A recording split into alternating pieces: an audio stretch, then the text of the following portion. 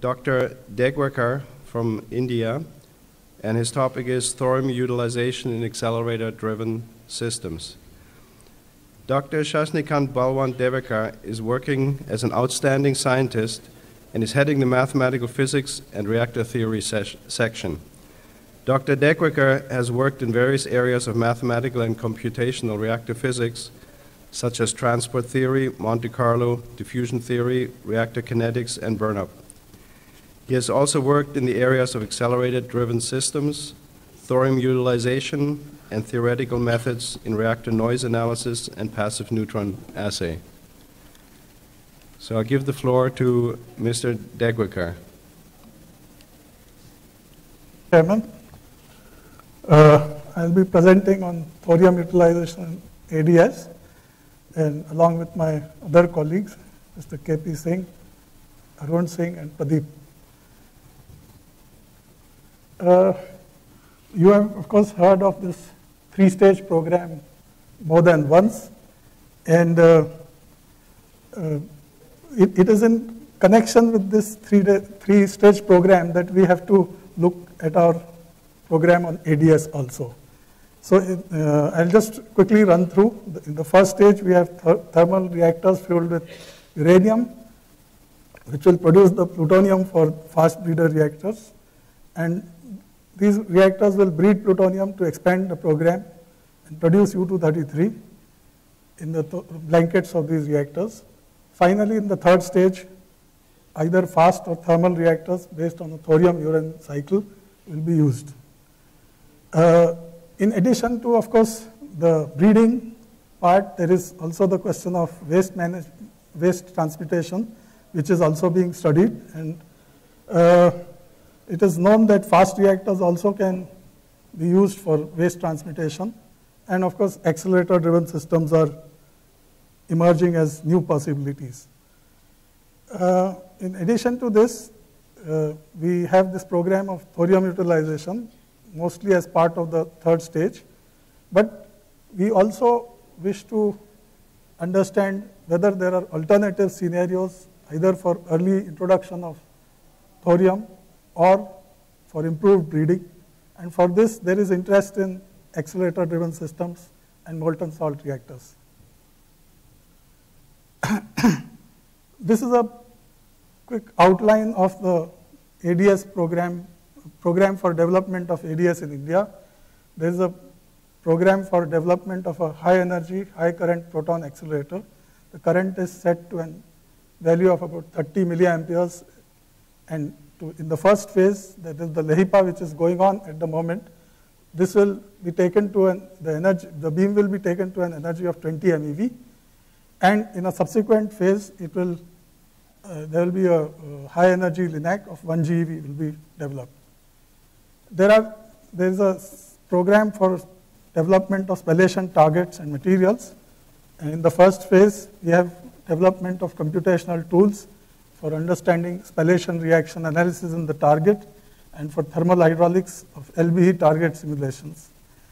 In addition, experimental loops for validation of these codes are being set up for studying the thermal hydraulics as well as corrosion studies in target and window materials.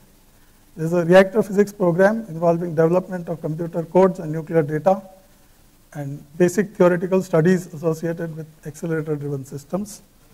And experimental facility has been set up, fuel cycle and conceptual design studies for thorium utilization.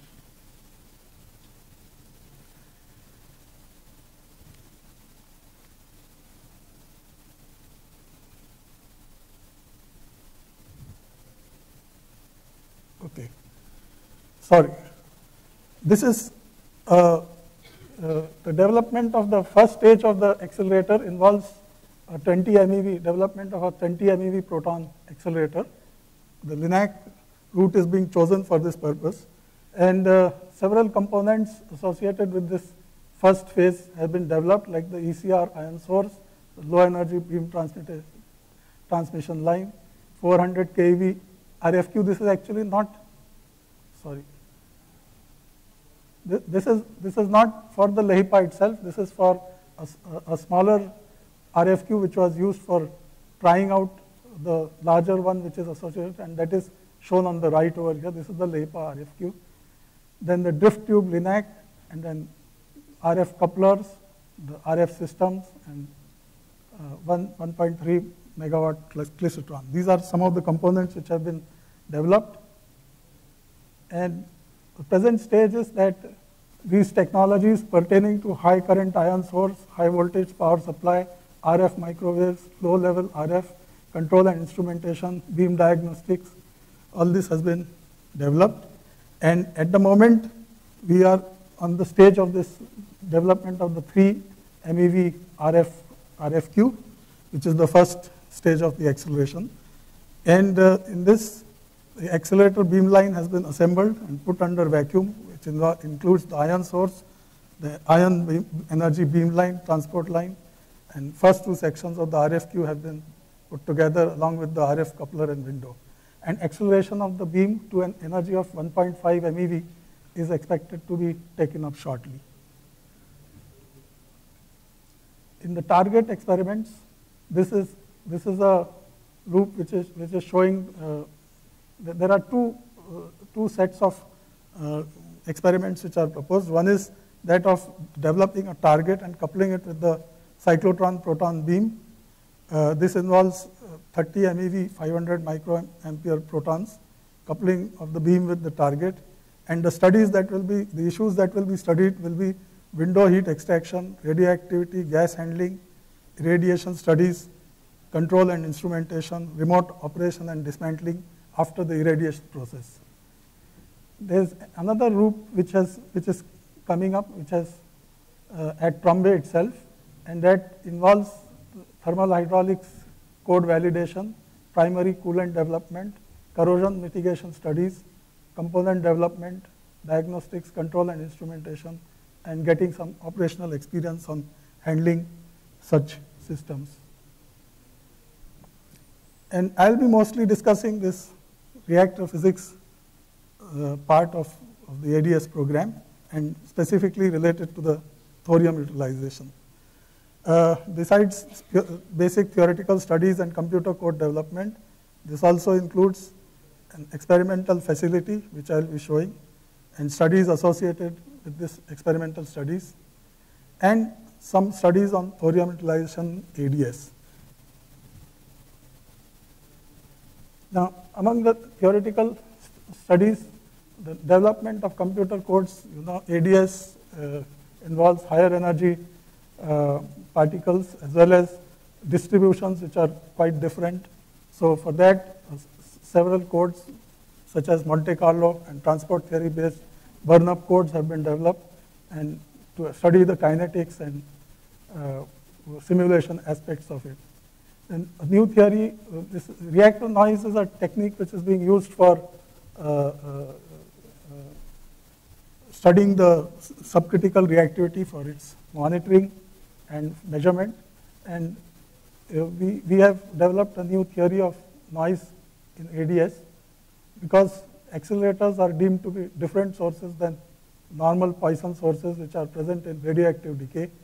And these may be pulsed and have fluctuations in intensity, typically a few %. And for this, all this requires a different theoretical framework for that, and this is what we have carried out.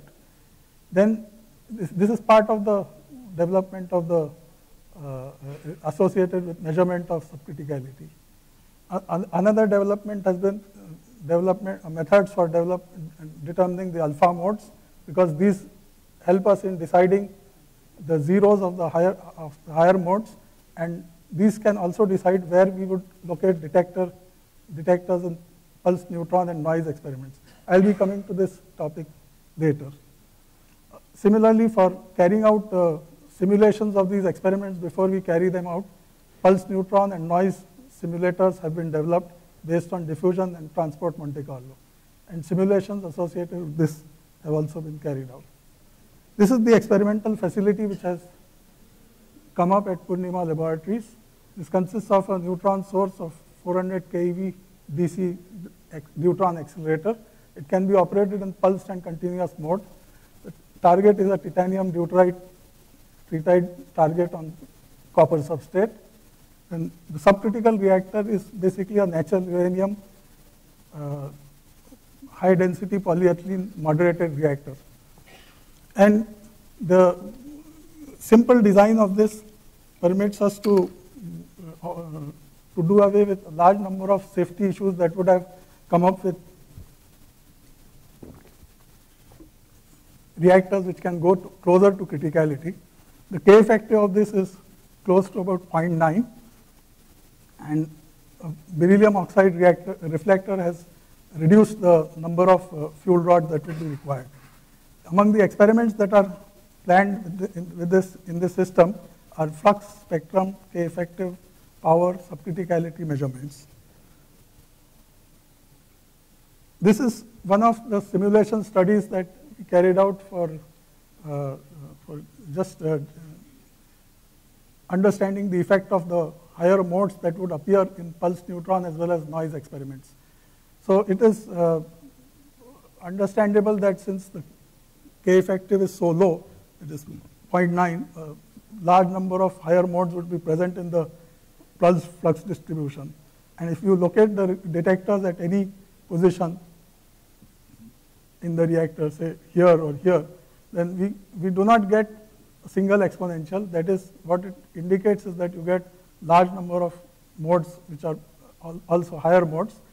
And on the other hand, if you locate the zeros carefully and introduce the detectors in those positions, then you are able to get single mode. So this is the log plot of the counts versus time, which you see a straight line indicating us. This is the same thing shown on linear plot, but the difference is that this is for noise experiments, and number of detectors also we showed that a single detector would not be enough, and we would need a combination of 8 detectors located suitably. Several experiments have already been carried out in the pulse neutron as well as the noise experiments, and several papers have been published. In the noise experiments, we carried them out using 8 small detectors located at the zeros, and the arrangement of these detectors was done so as to suppress the higher modes, and the results of these experiments show are similar to what was predicted on the basis of our theoretical model.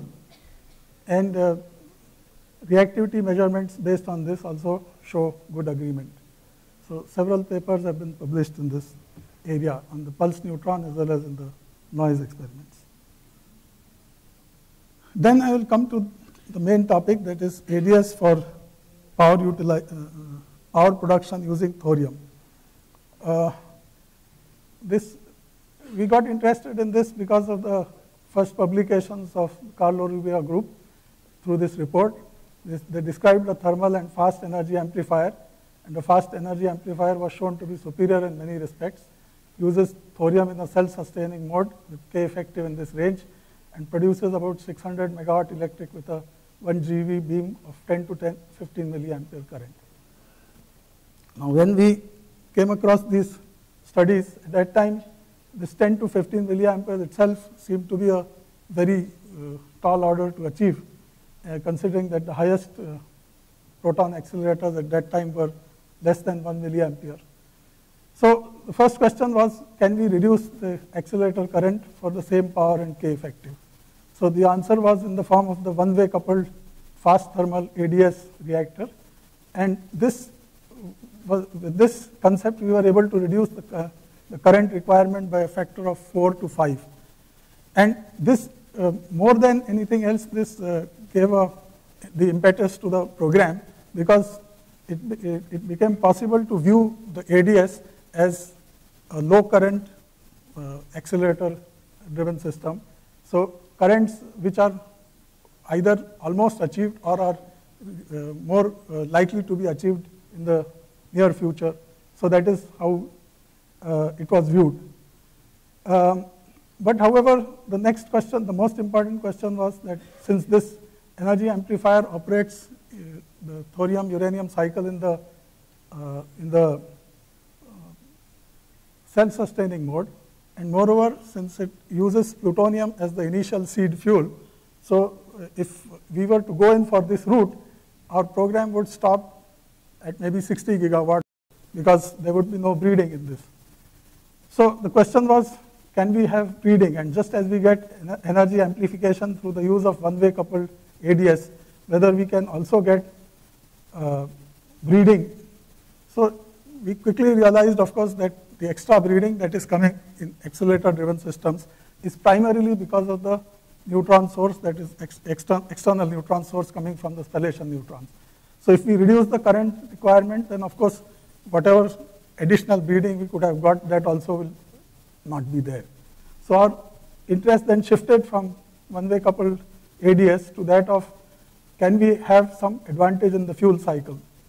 So here, there was this, because the amount of current that would be required to get significant additions in the breeding ratio, that is quite high. And so we looked at the possibility whether we can get some advantage in terms of the breed, whether we can operate it in the breed burn mode, and so that we don't have to reprocess the thorium fuel.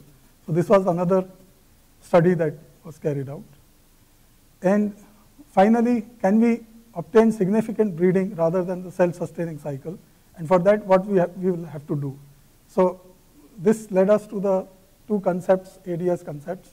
So this is molten salt ADS and a fast ADS, which is very similar to the energy amplifier, but otherwise it is driven by a higher beam power, and it will have to be redesigned so that it can produce higher breeding rates. So this is the breed burn concept. Basically, the idea is that in a thorium burning ADS operated at a K effective of about 0.95, and this will be use initial seed fuel, which could be natural uranium for the case of thermal reactors, but for fast reactors it would be plutonium, and the main fuel would be thorium, so that it is not as though, unlike normal reactors which are fueled with fissile as well as fertile combination, this will be fed only with thorium fuel after the initial seed fuel is over. And the thorium will breed U-233 in situ and produce power by burning U-233. The burn-up will be sufficiently high, and if we can achieve a K effective of 0.95, it would be possible to drive, let's say, 400 megawatt electric reactor with a 30 megawatt accelerator. So this is where we get the idea that we need really high power accelerators to be able to have any significant utilization of thorium.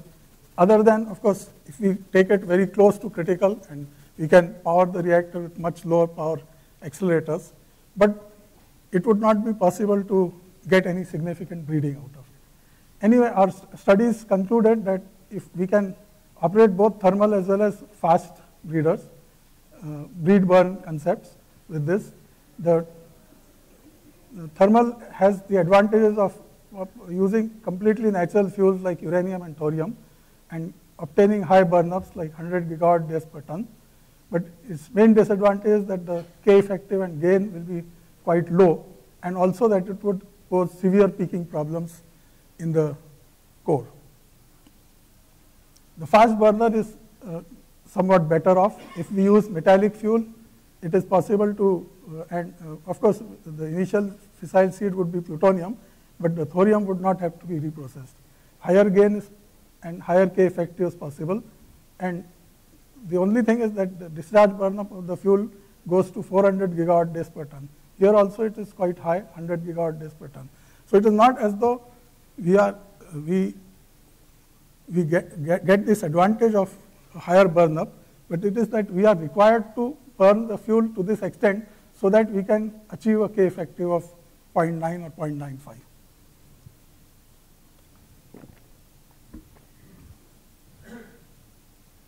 This is a study we carried out on molten salt reactor system. This is similar to the molten salt breeder reactor, but redesigned by Natin et al. And this is a vertical section. It's a 2,500 megawatt molten salt breeder reactor. This is a single salt system, and also for comparison, we studied the corresponding fast breeder reactor, but this is a 2-salt system with a core which is only fissile and a blanket which is fertile. Our conclusion in this was this: the thermal molten salt reactor gives a low breeding ratio. So it does breed, but it doesn't breed very efficiently. And this was based on some assumptions regarding the rate of removal of fission products and protoactinium. And this translates to a doubling time of about 34 years. Corresponding fast reactor, of course, has a much higher breeding ratio, but it doesn't have much advantage in terms of doubling time because the fissile inventory corresponding to this is much larger. But it has one advantage, that it places much lower demand on fission product removal. So even a very slow removal rate of fission products is adequate to give high breeding ratios. Whereas here, the demands are much higher. We also studied the corresponding accelerator-driven thermal subcritical MSR. This is similar to the critical one, but operated at a K effective of 0.96. And here we found a much better breeding ratio, 1.14, and significantly lower doubling time, that is 15 years. Then this is the last one example I want to show. This is a fast ADS reactor driven by a proton beam, and it's a lead-cooled system with a inner core and a blanket, and we have added axial blankets, and so it's very similar to the energy amplifier design, but it's a much smaller core because we are operating it at a much lower K effective, so that a higher power beam can be used to produce the required power. And to reduce the peaking that is caused because of the much higher beam power, we have also reduced the power of the system.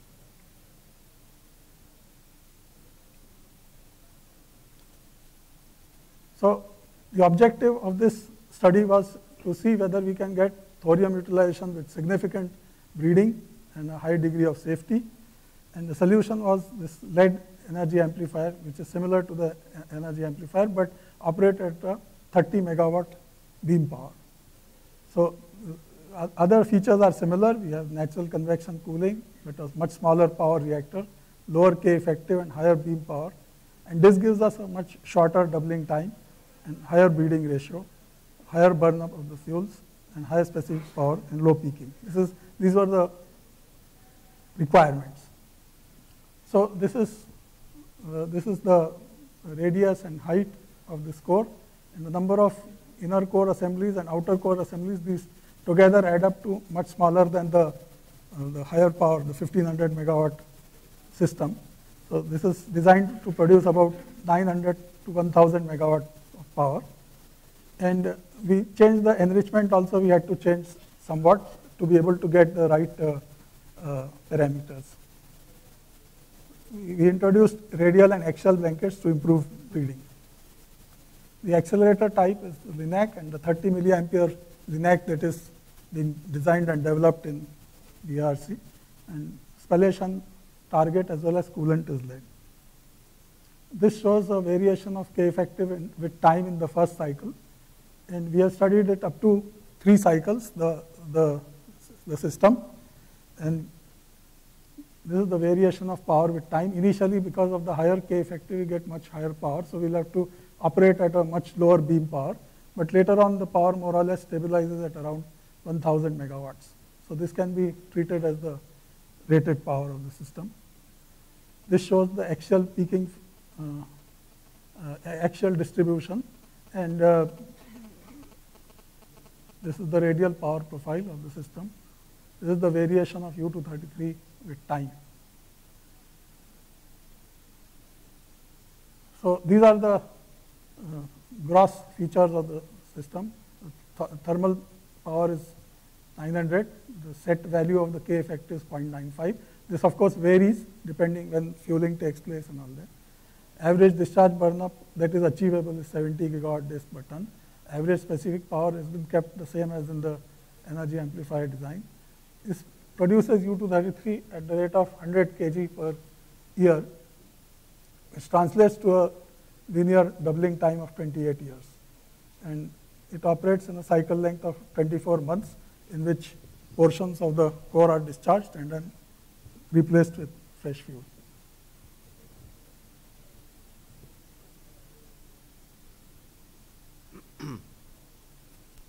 Okay, this is the summary. So we have a program for development of accelerators, high power, high energy, high current, high energy accelerator, proton accelerator. Target development studies are also being conducted and facilities have been set up for this purpose. Similarly, for reactor physics studies, we have set up a facility. A list of various facilities, ADS facilities for experiments was shown by Champia in the morning. So this, our facility at Purnima also could be added to that list. Then of course, thorium utilization studies indicate the possibility of breed burn reactors, and they could be quite attractive if we could design reactors of the fast variety in which we can do shuffling of the fuel and online fueling. If it is possible, then such reactors could be based on thorium. And of course, fluid fuel reactors are much easier to operate in this conditions.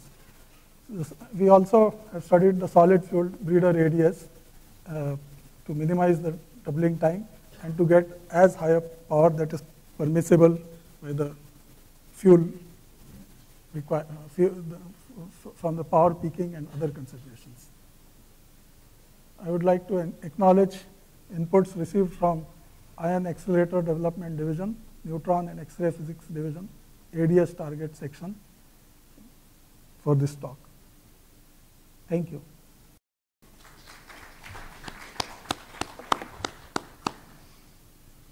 Thank you, Dr. Degwecker, for an interesting presentation. Are there any questions? We have time for 2 or 3 questions.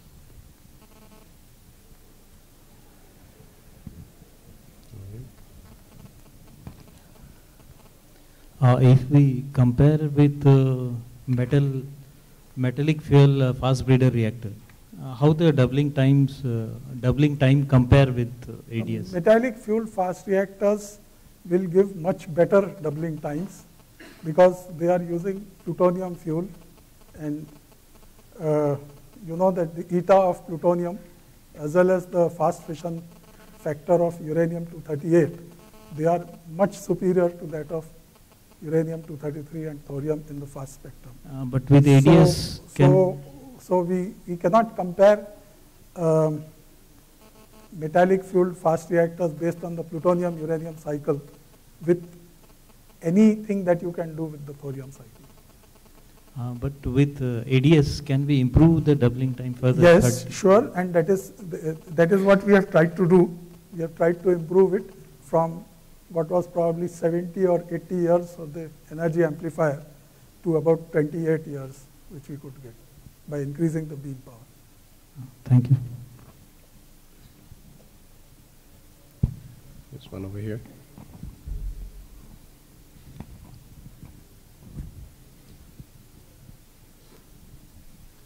So this is regarding one slide which you showed on location of detectors or some alpha modes. Could you please elaborate what was done there?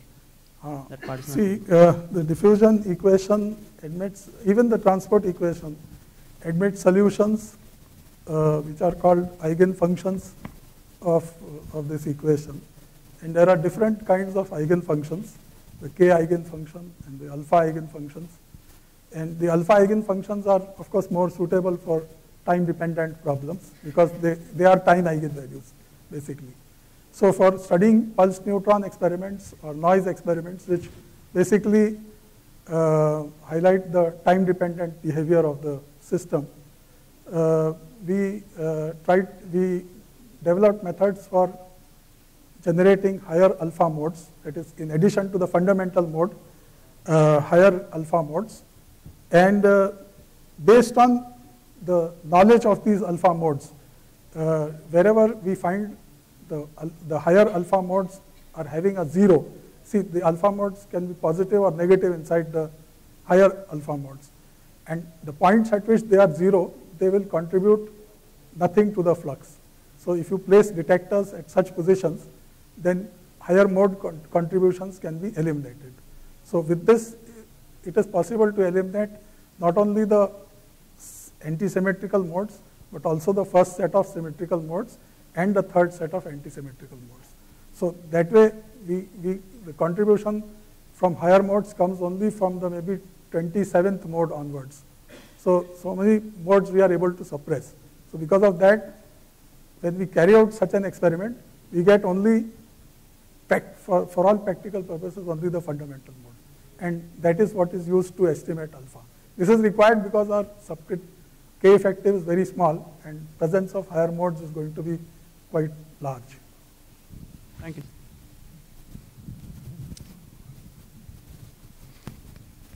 Thank you for this interesting talk. This project for us, it's really very much interesting. It would be interesting also to know which is your experience with the safety authority in India. What is the planning for you of interaction with the safety authority? If you are experiencing or you are thinking that you will get some problem in terms of overtime? I don't think that we have reached the stage that we would be going to the licensing authorities for getting the reactor licensed at this stage. So I understand that this is a feasibility study that is going on, but then there will be some experiment that will be going on, so you will have to have some authorization, I suppose. At the moment, the only experiments are the zero power reactor physics experiments that we are conducting.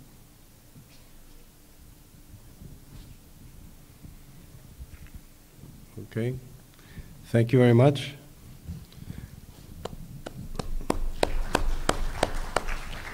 And on behalf of the organizing committee and in appreciation for your contribution, I'd like to present you with a memento of the FEC 15 conference.